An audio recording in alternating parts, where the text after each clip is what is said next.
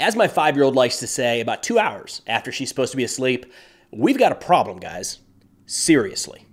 Now, not to downplay the importance of a lost stuffed animal, which isn't even lost most of the time or misplaced. It's right where she left it. She didn't even look. She just yelled before anything else. But to her, that's important.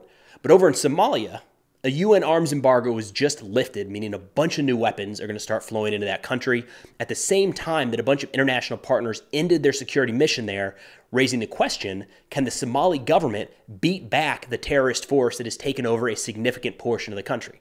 I mean, do you remember back in Iraq around 10 years ago when Islamic State charged across the western portion of the country, took over a bunch of Iraqi army bases, inheriting a bunch of U.S. supplied equipment? Then overnight, they became a formidable force in the region, taking over and holding a significant chunk of territory for like 3 years? Think about that, just the Africa version. All right, so to get you up to speed here, the organization we're talking about is called AlShabab, which means the youth. AlShabab is a Somali insurgent group affiliated with Al-Qaeda. They were founded in 2006 with an aim of establishing a fundamentalist system of Sharia law within the country. As of now, early 2024, Al-Shabaab controls large portions of southern Somalia with a force under their control between 7,000 and 12,000. Al-Shabaab, as we sit today, is the largest and most cash-rich branch of Al-Qaeda, who they pledged support to back in 2012. Getting into some of the current events, what Al-Shabaab has been up to in their fight with the Somali government. Al-Shabaab carried out multiple attacks over the past year in retaliation to an aggressive offensive launched against the group by President Hassan Sheikh Mohammed in 2022. Getting into some of the specifics of those attacks, 5 civilians were killed in January when Al-Shabaab set off a bomb and stormed the office of Mogadishu's mayor. Somali security forces in that engagement killed 6 members of Al-Shabaab. Then in May, Al-Shabaab targeted a military base housing Ugandan soldiers around 80 miles outside of Mogadishu. Those Ugandan soldiers were serving as part of the African Union Transition Mission in Somalia, ATMIS, and more on their role coming up here in a bit.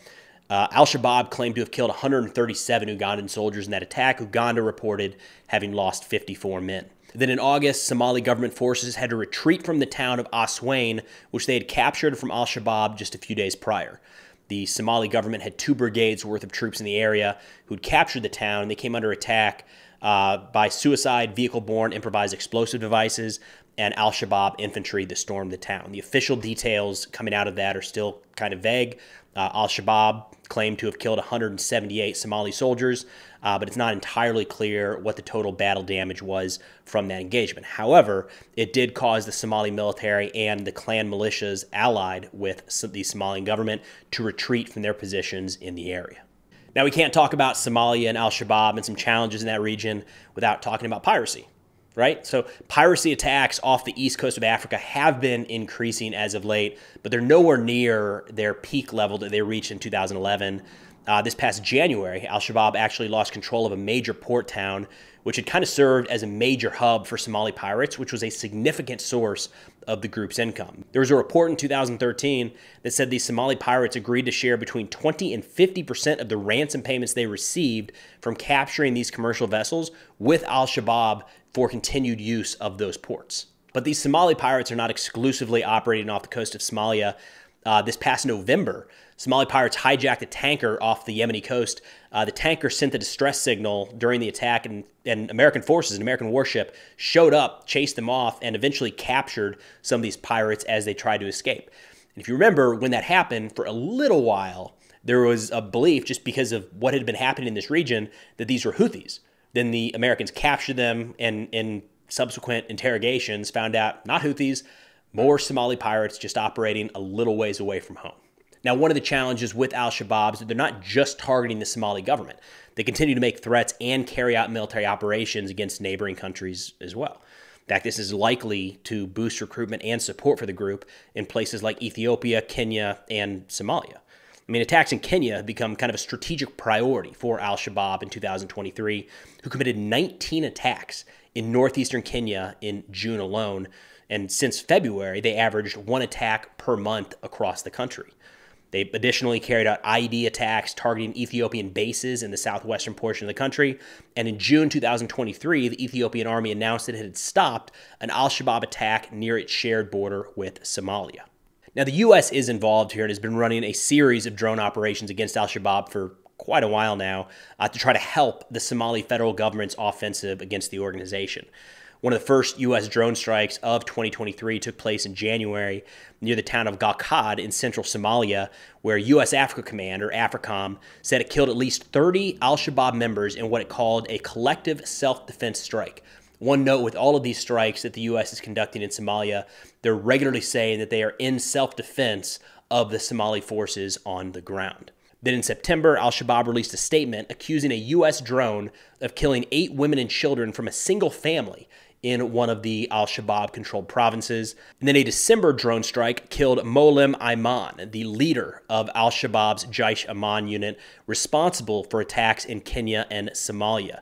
He's also believed to be behind the 2020 assault against a Kenyan military base that led to the death of 3 Americans.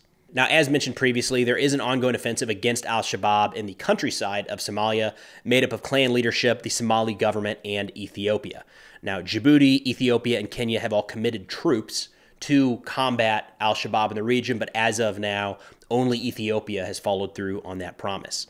Now, these transition missions that we spoke about previously began major withdrawals in 2023, and by December of this year, 2024, all 17,500 soldiers are slated to be withdrawn from Somalia, and several military bases will be handed over to the Somalian military.